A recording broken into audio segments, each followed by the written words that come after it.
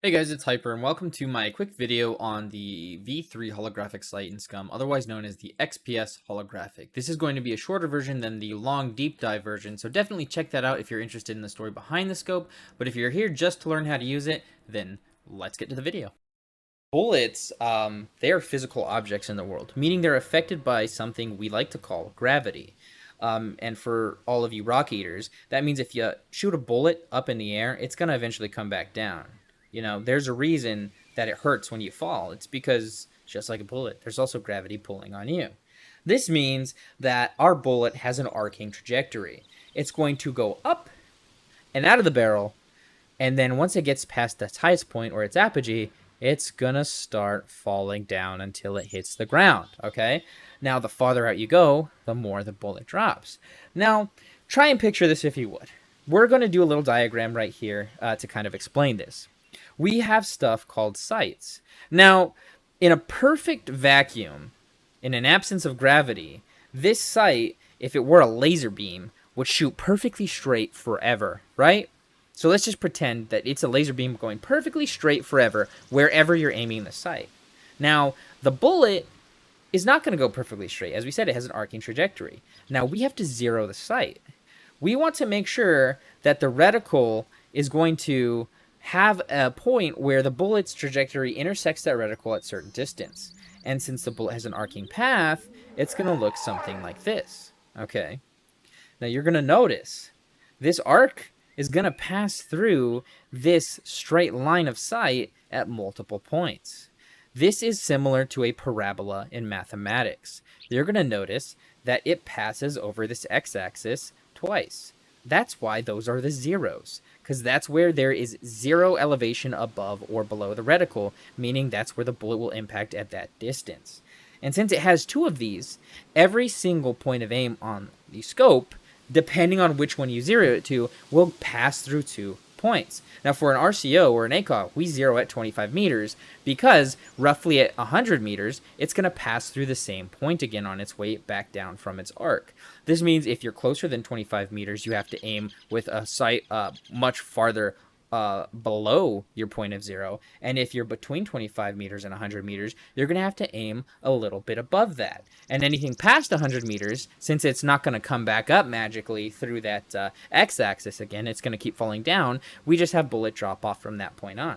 Same thing applies to the sight such as the EOTech, because again, it is a BDC sight. This stands for bullet drop compensation, right?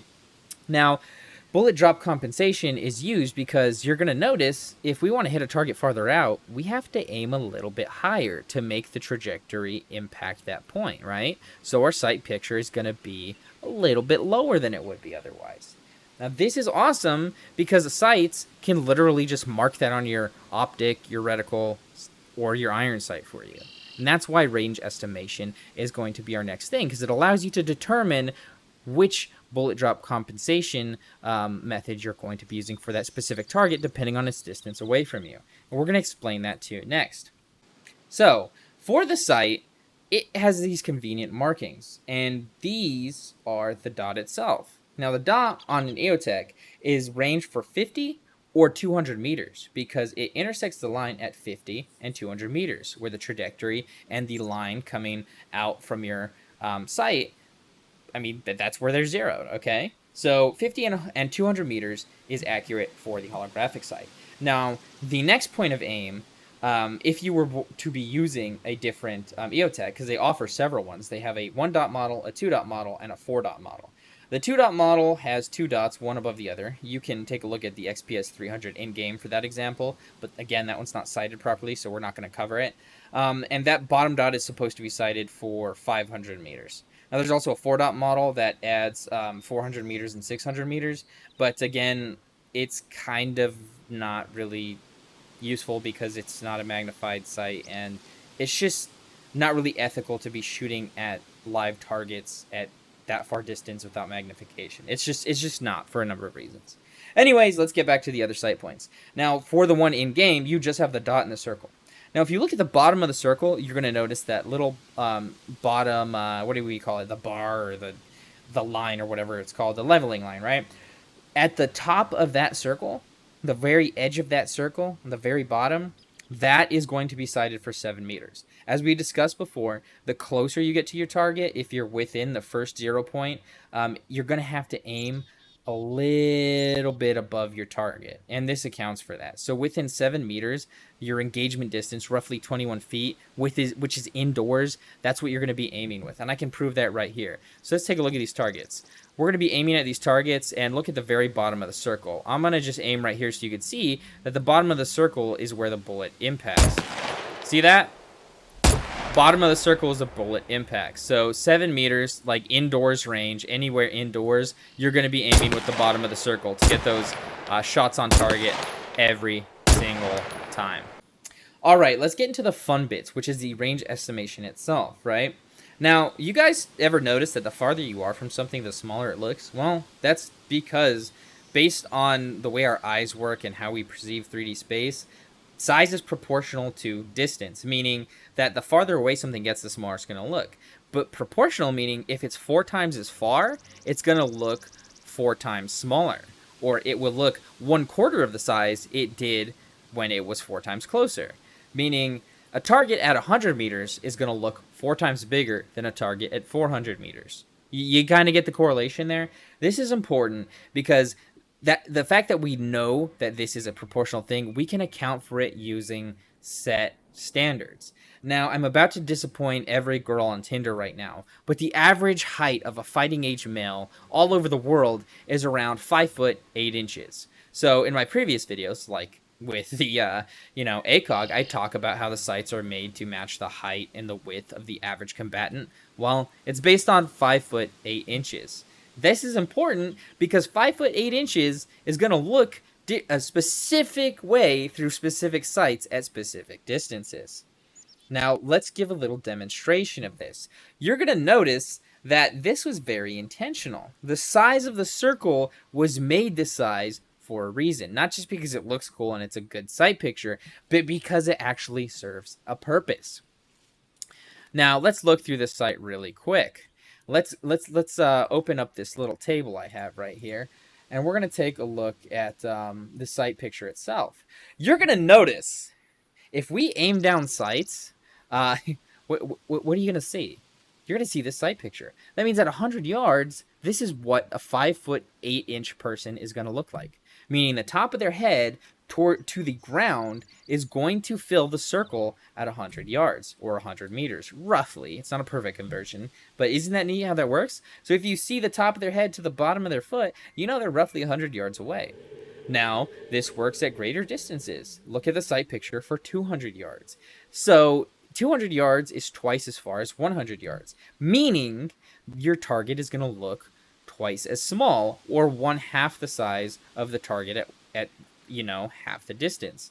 So this means since the dot is exactly halfway up the circle, it's at the center point, and it's the radius of the circle, you know that, hey, if it's halfway through the circle, it must be twice as far away. So now you know it's at 200 meters if it's halfway the size of the circle. That is so cool. It gets kind of ambiguous at 300 yards. I mean, it takes up 1/3 of the height of the circle, which makes sense mathematically, but it's kind of visually hard to guess this, especially with such a small magnification, but it'll make more sense at 400 yards.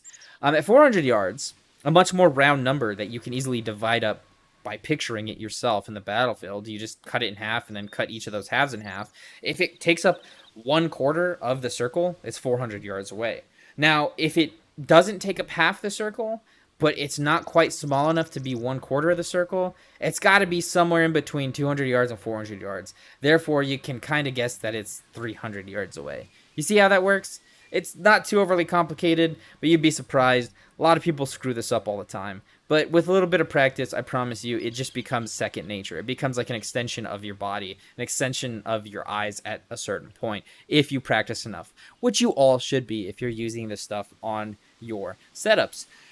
And yeah, that pretty much covers it. I'm going to do a quick demonstration at each one of these distant points so I can show you exactly what that's going to look like in-game and roughly an approximation of what it'll look like in the real world. So we'll be right back. Alright, I already showed you guys what it looks like to shoot with the 7 line, or the bottom of the circle with this sight picture, and how 7 meters means you aim with the bottom of the circle. Now let's show you 50 meters. I told you the dot was ranged for 50 meters, and I'm just going to prove it right now. Let's just aim at, like, I don't know, the edge of this 5, or I guess the edge of the circle in 50. And you're going to see that the bullet impacts where the dot is aimed when I pull the trigger. Simple as that. The dot is ranged for 50 meters. 50 meters away, you're going to notice that your target is going to be twice the size of the circle. So, yeah, you can see that this is roughly like, try like, I don't know, let's see. This will be 50 meters when... It's kind of hard to gauge.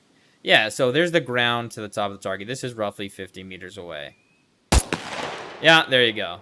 Yeah, see? Okay. Simple enough. 50 meters is 50 meters. It's also sighted for 200 meters, but I can't show you from this distance because the range in SCUM has all these bullshit shrubs and stuff, so I'm going to have to climb in the tower and show you guys the rest of the sight pictures. Alright, now we are at our firing position, and these are going to be our firing points. Now, we already covered 50 meters and 7 meters. Now, let's look out towards 100 meters. Remember what we said before, that the height of a 5'8" combatant is going to be the height of the circle at 100 meters. And we can see that this is a target 100 meters away, and that remains true. From the floor all the way to the top of their head, it is the total diameter of the circle. So that's how that range estimation works. And when we're at this point of aim, it's actually really nice because if you just put the top of the circle at the top of their head, you're supposed to... Actually, let me check my ammo really quick. Okay, there we go. You're supposed to get impacts roughly center mass in that vital region, roughly the chest. Let's see. Am I out of ammo? Of course I am. Excuse me, guys. You're supposed to get impacts roughly where that vital region is. And remember, this is because the point of aim between the two is supposed to be slightly higher than the dot at 50 or 200 meters, because the trajectory of the bullet is higher than that would be at these distances. So let's see. Yeah, there you go. So aim above the dot, roughly a third to a halfway between the dot and the top of the circle at 100 meters. And there you go. Let's set up at 200.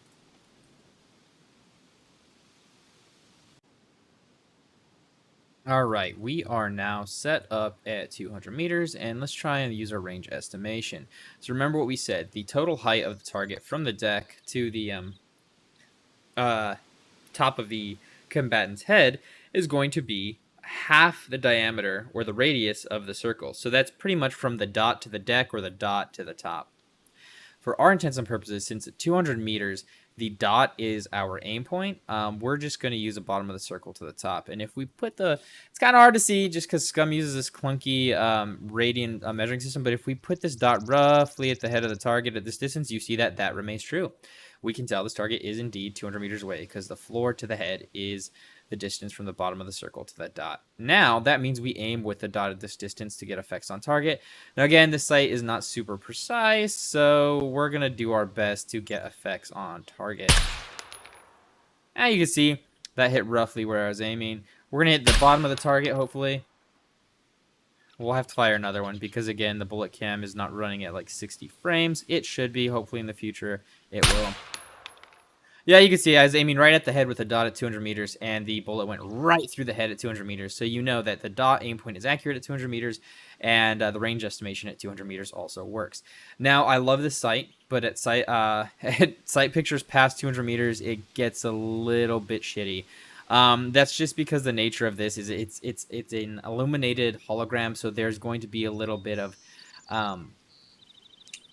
light spillover, right, at certain distances, so it's going to be a little bit blurry. It's not super crisp, and range estimation gets a little bit difficult at these distances because holding the target at the proper, at least in the realm of SCUM, holding it at the exact angle is difficult because SCUM snaps to different aim points rather than being fluid, rather than having it be infinite. It's dependent on your DPI and stuff, but it's kind of weird the way SCUM does it, right? So anyways, this is 300 meters away. You can see it's roughly a third of the height of the reticle at 300, and at 400, you can barely even see the target. But if you cut the reticle in half, then half again, that's roughly the height of the target at 400 meters. So the range estimation does work, but look at that target. The dot is like the width of the target, so the chances of you getting a precise shot off at this distance is not very high. And people are like, yeah, but you just said iron sights are like better than or you don't need optics and stuff. I don't. I'm just saying that the way the dot is shaped is it's very large at this distance, and your point of aim is the center of the dot, meaning you are going to cover up your entire target area, right? So rather than using iron sights where you aim just like right on the edge of the top of the iron sight for proper sight picture, this completely covers up the target at that distance. It's kind of hard to explain right now, but you're not going to get precise shots out past like 200 meters with this thing. So really it's limited from anywhere 0 to 200 meters, and that's where I would say it would be the most effective to use this, because that point on, it's just there's no real point in using it at any distance past that. One, because the aiming mechanics in SCUM, since they are set at specific points of aim and angles, you'll see that. And then two, it's just not really meant for that, guys. It's got 2 endpoints. It's got the dot, and it's got the bottom of the circle, and that's really where it shines, and it does that job very well. All right, well, let's get on to the rest of the video now that you guys understand that. Anyways, thank you guys for tuning in, and I hope you guys learned something from the video. And if you like this content, be sure to check out my profile. There's more like it there, and stay tuned for more in the future, because I definitely will continue this series as long as I am kicking. So thank you for the view. If you feel like subscribing or supporting me, go ahead and check out the links in the description. And yeah, definitely check my Discord out. Join the community, because we have a lot of really cool people, and we do a lot of giveaways and events on the SCUM server all the time. So I hope to see you guys in the future in the next quick guide video, and I will see you then. Peace.